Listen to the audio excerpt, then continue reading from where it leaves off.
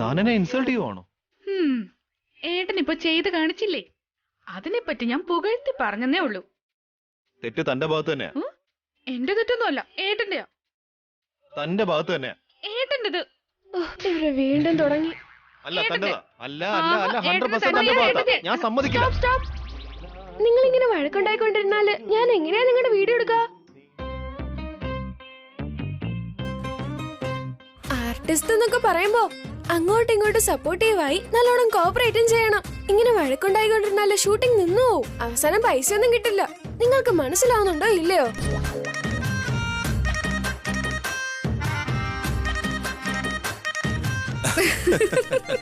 ഇങ്ങനെ ചിരിച്ചുകൊണ്ട് തന്നെ ഇരിക്കണം, എന്നാലേ വീഡിയോ അടിപൊളിയായിട്ട് വരത്തുള്ളൂ. സോ ഞാൻ കാരണം താൻ വരച്ച കോലെല്ലാം മാഞ്ഞു പോയില്ലേ? ഞാൻ വേണമെങ്കിൽ ഹെൽപ്പ് ചെയ്യാം. ഹെൽപ്പ് എന്ന് പറയുമ്പോ ഏട്ടൻ തന്നെ കോലയിടുന്നാണോ? ആ, അന്ന് ഞാൻ ദോശ ഇട്ടല്ലോ, ഇന്ന് വേണമെങ്കിൽ ഞാൻ കോല ഇടാം. മിസ്റ്റർ അഭിരാം സർ, ഇതുപോലുള്ള ജോലികളൊന്നും ചെയ്യേണ്ട ഒരു ആവശ്യവുമില്ല. വേഗം പോയി ഫ്രഷ് ആയിക്കോ, പൂജയ്ക്ക് സമയമായി. അയ്യോ അച്ഛാ,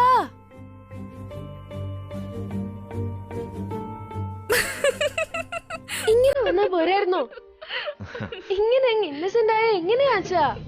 അമ്മയ്ക്ക് എന്റെ കോമഡി ആയിട്ട് ചിരിച്ചിരിച്ച് വയ്യ. അത് അമ്മയെ വെറുതെ ഒന്ന് ദേഷ്യം പിടിപ്പിക്കാൻ വേണ്ടി.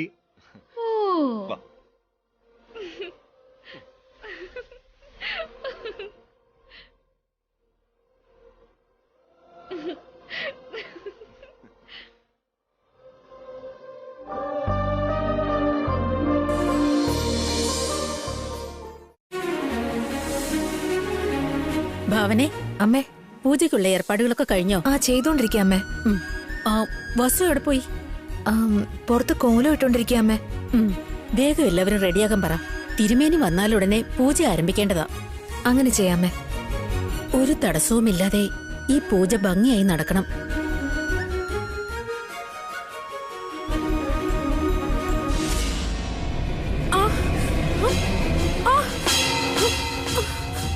എന്തു പറ്റിയമ്മേ? ദേഹത്ത് പല്ലി വീണു.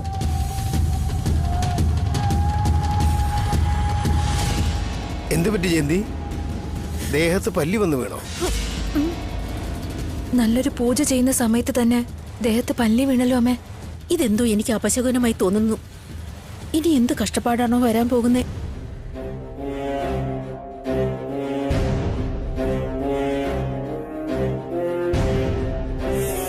വന്നോണ്ടിരിക്കുക വാസു, ഞാൻ വന്നോണ്ടിരിക്കുക. നിന്റെ കാലനായിട്ട് ഞാൻ വന്നോണ്ടിരിക്കുക. നിന്നെ അപമാനിച്ച് വേദനിപ്പിച്ച് കരയിപ്പിക്കാൻ വേണ്ടിയാ വരുന്നേ. വിഷമിക്കാതെ ജയന്തി, നമുക്ക് പഞ്ചാംഗം നോക്കാം. എന്തെങ്കിലും പരിഹാരം കാണാതിരിക്കോ? എനിക്കെന്തോ വല്ലാത്ത പേടി തോന്നുന്നേട്ടാ. ശുഭകാര്യം നടക്കുന്ന ദിവസം അശുഭലക്ഷണം കാണുന്നത് ഏതോ ആപത്തിന്റെ സൂചനയാണെന്ന് തോന്നുന്നു. എന്റെ മകളെയും മരുമകനെയും എന്റെ വീട്ടിൽ വരാതെ നീ തടഞ്ഞു വെക്കുമല്ലേ? എന്റെ ബേബിയേക്കാൾ നീയാണ് ഉയർന്നവളെന്നുള്ള പേര് വാങ്ങുമോ? അനാഥയായിട്ട് ജനിച്ച നീ എവിടെ കിടക്കുന്നു? സ്വർണ്ണക്കരണ്ടിയായിട്ട് ജനിച്ച എന്റെ ബേബി എവിടെ? ഇന്ന് നിനക്ക് ഞാൻ ആ വ്യത്യാസം കാണിച്ചു തരാമെടി. എന്തായാലും പൂജാരിയെ വിളിച്ചൊന്ന് കാര്യം പറയാമേ. അദ്ദേഹം എന്തെങ്കിലും ഒരു പരിഹാരം കാണും. അതെ ഏട്ടാ, ഒന്ന് ഫോൺ ചെയ്യേ. എന്തു പറ്റി അമ്മേ? അമ്മയുടെ ദേഹത്തൊരു പല്ലി വീണു വസു. നടക്കാൻ പാടില്ലാത്ത എന്തെങ്കിലും നടക്കുമെന്ന് നിന്റെ അമ്മായി ഭയപ്പെടുന്നു മോളെ. അമ്മേ, വേണ്ട വസു, എന്നെ തൊടണ്ട. പേടിക്കേണ്ട ഒരു കാര്യമില്ല അമ്മേ. ഞാൻ ദേവീക്ഷേത്രത്തിൽ പോയി തൊഴുതിട്ട് വന്നതാ അമ്മേ.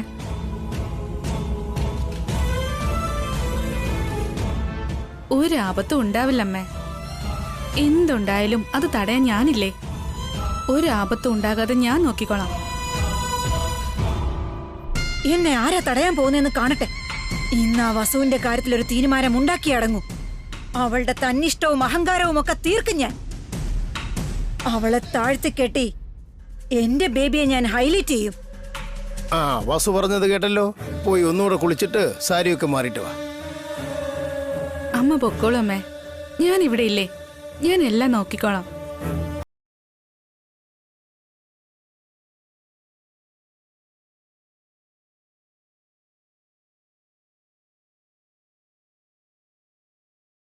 ഒരുപാട് കാര്യങ്ങൾ ചെയ്യാനുണ്ട് വസു. അതിലെല്ലാം നിന്റെ ഒരു കണ്ണുണ്ടായിരിക്കണം.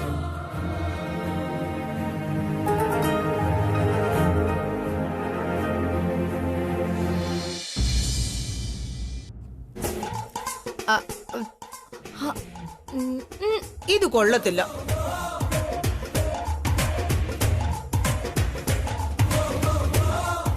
ഛേ, ഇത് തീരെ കൊള്ളില്ല. ആഹാ, ഇത് കുഴപ്പമില്ല. എന്നാ ഇതും എനിക്കിഷ്ടല്ല.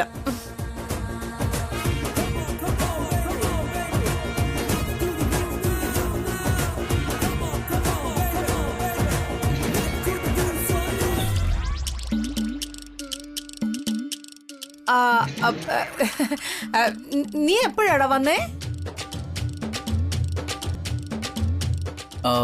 നിങ്ങള് ഫാഷൻ പരേഡ് തുടങ്ങിയപ്പോഴും ഞാൻ ഇങ്ങോട്ട് വന്നു. അപ്പോ നീ എല്ലാം കണ്ടോ?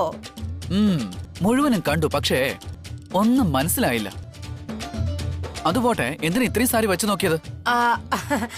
അത് നമ്മുടെ വീട്ടിൽ ഇന്ന് പൂജ നടത്തല്ലേ. ഇളയമ്മയുടെ കോപ്രായങ്ങളൊക്കെ കാണുമ്പോ പൂജയ്ക്ക് തയ്യാറെടുക്കുന്ന പോലെ തോന്നുന്നില്ല. ഏതോ പെണ്ണു കാണാൻ ചടങ്ങിന് ഒരുങ്ങുന്ന പോലുണ്ട്. അതിന് മാത്രം എന്റെ ഒരുക്കം കൂടിയോ? അല്ല, എനിക്കൊരു സംശയം. ശരിക്കും നിങ്ങൾ പെണ്ണു കാണാൻ ചടങ്ങിന് ഒരുങ്ങുന്ന തന്നെയാണോ ഇത്?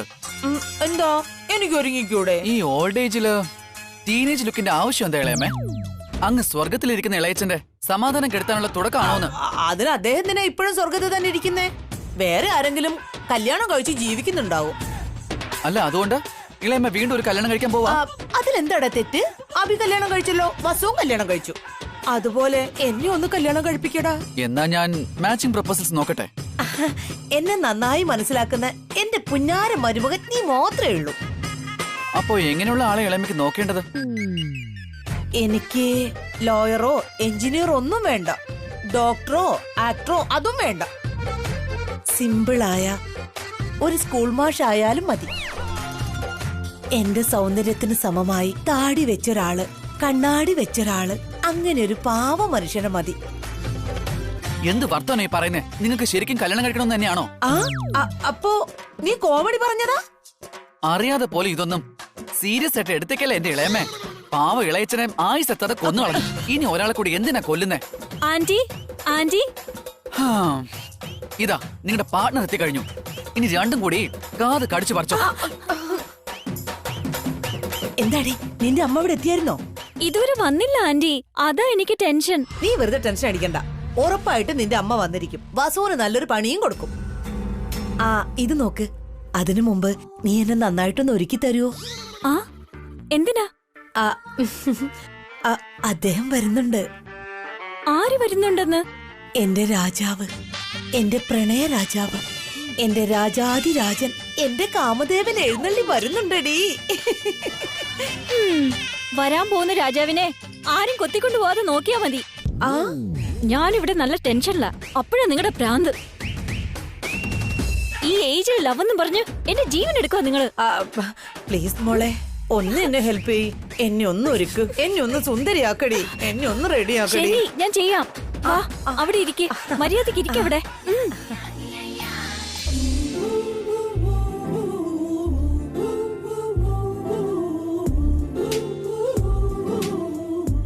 വാ അനു, നിന്നെ റെഡിയാക്കാം.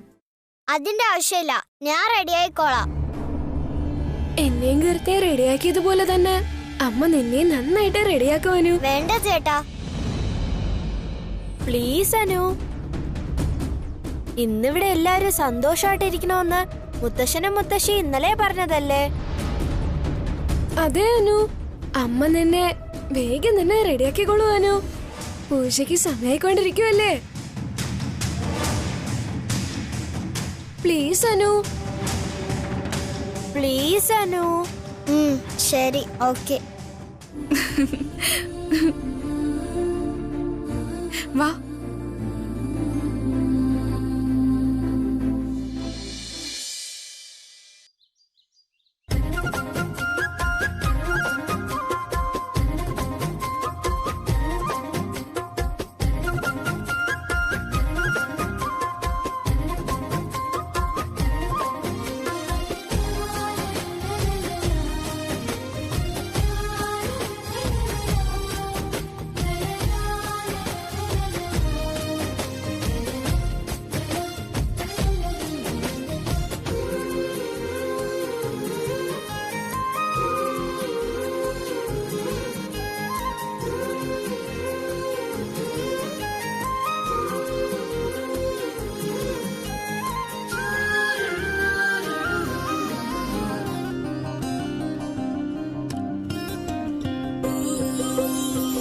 അല്ല താനെന്തേ അന്വേഷിക്കുന്നത്?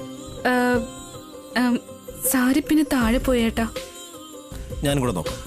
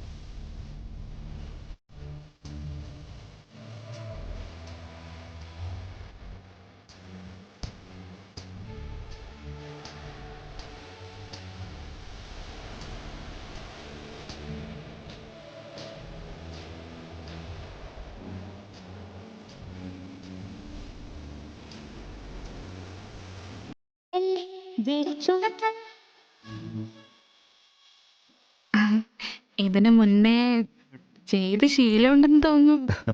എനിക്ക് പരിചയമുണ്ടല്ലോ. ശീലമുണ്ടെന്നോ? അല്ല, ഐ മീൻ ചില ഈവൻസിലൊക്കെ കല്യാണ ചെക്കൻ്റെയും കല്യാണ പെണ്ണിന്റെ ബൊമ്മയ്ക്കൊക്കെ കല്യാണ ഡ്രസ് ഇടിച്ച് അതിലിതുപോലെ പിന്നൊക്കെ കുത്തി കൊടുക്കാറുണ്ട്. ഓ, അങ്ങനത്തെ എക്സ്പീരിയൻസ് ആണോ? അല്ല താനെന്താ വിചാരിച്ച? അത് ഞാനൊന്നും വിചാരിച്ചില്ല. ഞാനൊന്നും വിചാരിക്കില്ലടോ, താൻ പറ. ഞാൻ എന്തെങ്കിലും വിചാരിച്ചെങ്കിലല്ലേ പറയേണ്ടതുള്ളൂ. താൻ മനസ്സിലെന്തോ വിചാരിച്ചല്ലോ, ചുമ്മാ പറയുന്നേ. ഏട്ടൻ അതെങ്ങനെ അറിയാം? എനിക്കങ്ങനെ തോന്നി. എന്താ തോന്നിയത്? എന്താടോ താൻ എന്നോട് ചോദ്യം ചോദിക്കുന്നേ? ആദ്യം താൻ വിചാരിച്ച എന്താന്ന് പറ. ആദ്യം ഏട്ടൻ തന്നെ പറ. ഒരുപക്ഷെ തനിക്ക് അതല്ല, ഈ ലേഡീസിന് ജലസ് കുറച്ച് കൂടുതലാണല്ലോ. സ്നേഹവും കൂടുതൽ തന്നെയാ. എല്ലാ കാര്യങ്ങൾക്കും സംശയം തന്നെയാണല്ലോ. സ്നേഹമുള്ളിടത്ത് സംശയം ഉണ്ടാവും ഏട്ടാ. ഓ, ഇപ്പോ തന്റെ ഈ സൈലൻസ് കാണുമ്പോ ഞാൻ പറഞ്ഞത് അക്സെപ്റ്റ് ചെയ്തു അല്ലേ? ഒന്നുമില്ല, എനിക്ക് അസൂയൊന്നുമില്ല. താങ്ക്സ്. അല്ല, താങ്ക്സ് എന്തിനാ? പിന്നെ വെച്ച് തന്നതിന് വെൽക്കം ആൻഡ് താങ്ക്സ്. ഈ താങ്ക്സ് എന്തിനാ? ഞാൻ ചാടാൻ ശ്രമിച്ചപ്പോ ആ കോലത്തിൽ വീഴാതെ താൻ എന്നെ രക്ഷിച്ചില്ലേ, അതിന്.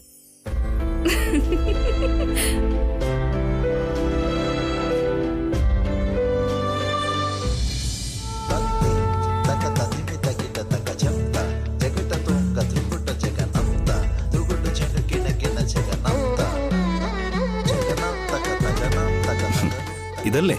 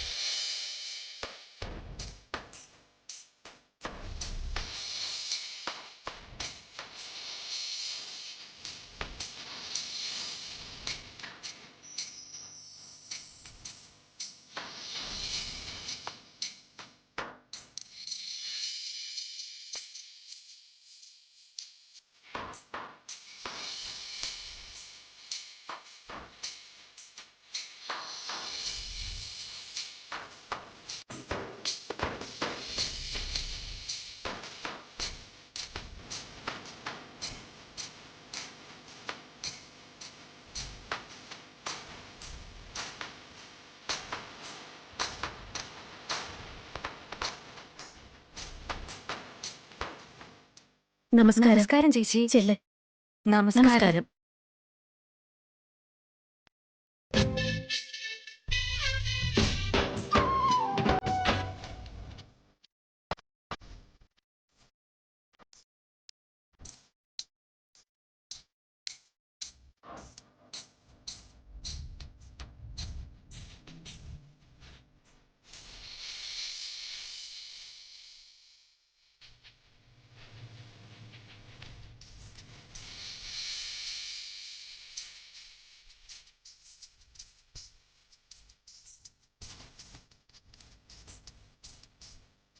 നമസ്കാരം ചേട്ടാ. വരൂ ചെന്നോളൂ. എല്ലാരും വരുന്നുണ്ട്, എന്റെ മാഷ് മാത്രം വരുന്നില്ല. വന്നാൽ എനിക്ക് എന്തൊരു സന്തോഷാകുമായിരുന്നു. വന്നില്ലെങ്കിൽ എനിക്ക് വിഷമാകും. അദ്ദേഹം വന്നാൽ സീതാരാമൻ, വന്നില്ലെങ്കിൽ കള്ളരാമൻ.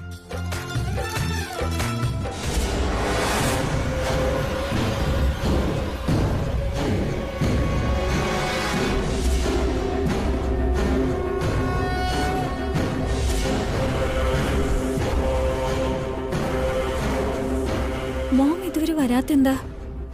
പൂജ സ്റ്റാർട്ട് ചെയ്യാൻ പോവാണല്ലോ. ഫോൺ ചെയ്തിട്ടും എടുക്കുന്നില്ലല്ലോ. വരുവോ വരില്ലേന്ന് എങ്ങനെ അറിയും?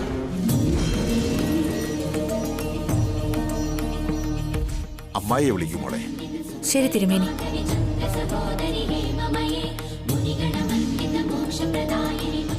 അമ്മേ, തിരുമേനി അമ്മ വിളിക്കുന്നുണ്ട്. അതെയോ ഏട്ടാ, നിങ്ങൾ ഗസ്റ്റുകളെ റിസീവ് ചെയ്തോളൂ, ഞാൻ പോകുന്നു.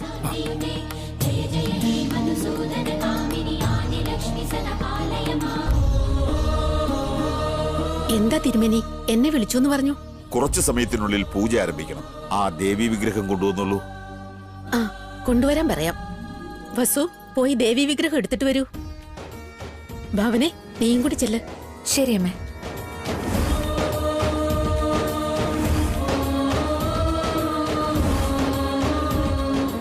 ഇത്തവണ നമ്മുടെ ജയന്തി തന്റെ രണ്ടാമത്തെ മരുമകൾ വസുവിനെ കൊണ്ടാ പൂജ ചെയ്യിക്കുന്നത്.